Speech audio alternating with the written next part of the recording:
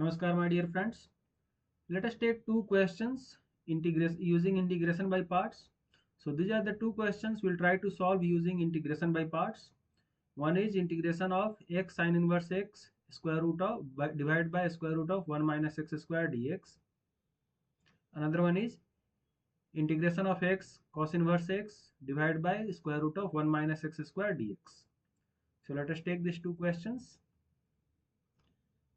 Question 1 is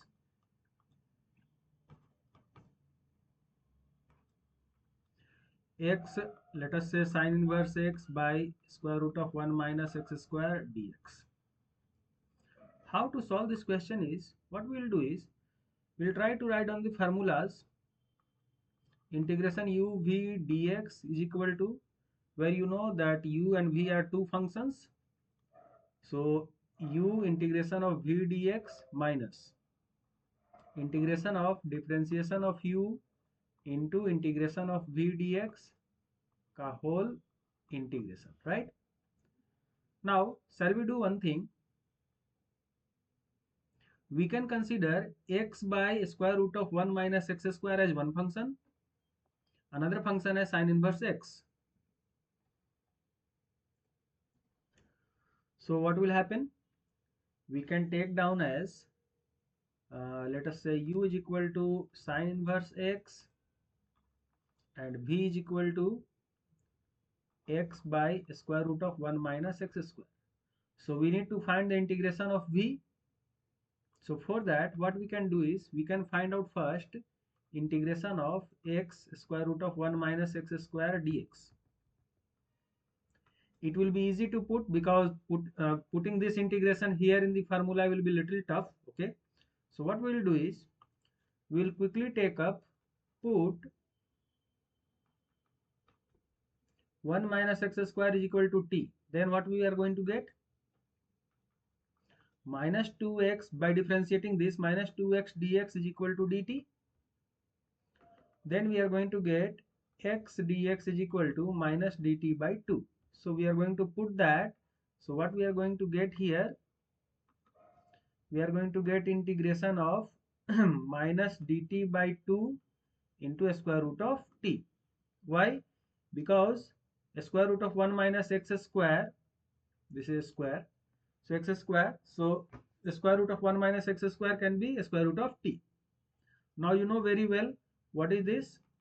This is going to be minus 1 by 2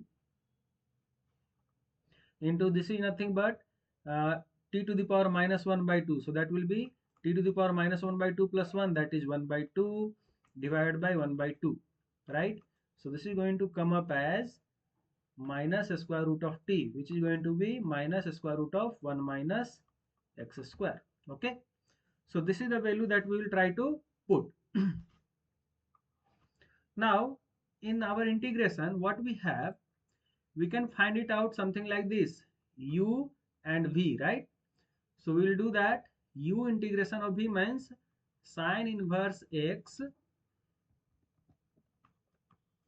integration of x by square root of 1 minus x square dx, okay, minus integration of differentiation of sine inverse x into integration of x by square root of 1 minus x square dx whole integration. Okay, then we are going to get what?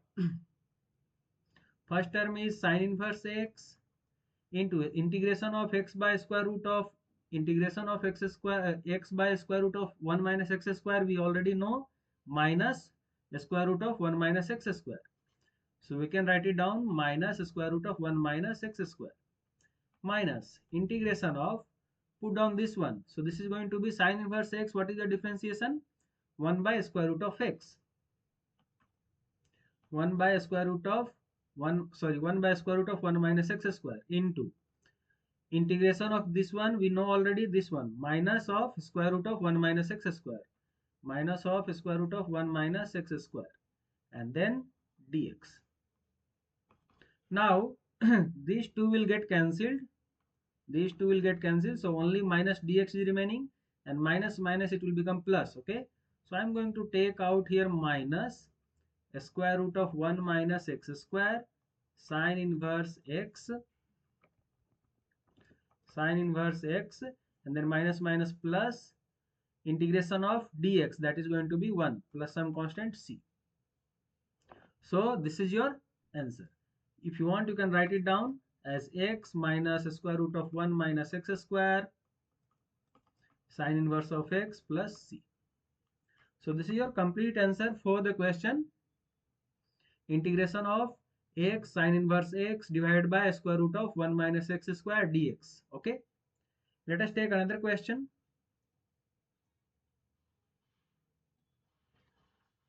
Another question is integration of x cos inverse x divided by square root of 1 minus x square dx. So you already know the integration using by parts is what? U v dx is u integration of v dx minus integration of differentiation of u into integration of v dx whole integration, right? Now what I am going to do is I am going to consider u as cos inverse x, because differentiation of cos inverse x we know, right? And v as integration x by square root of 1 minus x square. Just now we integrated v is equal to x by root under 1 minus x square. So we can write down this result directly here.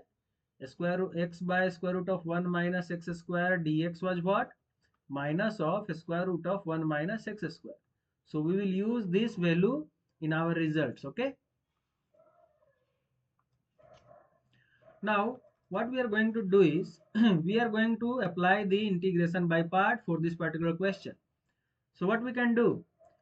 What we can do is we can write it down cos inverse x into integration of x by square root of 1 minus x square dx minus integration of differentiation of cos inverse x d by dx of cos inverse x, that will be cos inverse x into integration of x by square root of 1 minus x square dx. Okay, and then whole integration, right? So this whole integration I'll write down here, let us say dx. Okay, so what we are going to get now, we can write it down as cos inverse x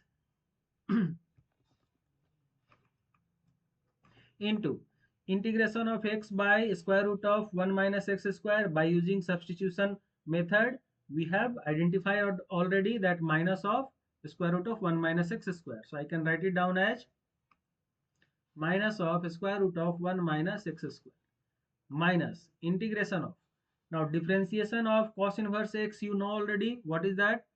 So differentiation of cos inverse x is minus 1 by square root of 1 minus x square into, this is already x by x by square root of 1 minus x square integration, what was that?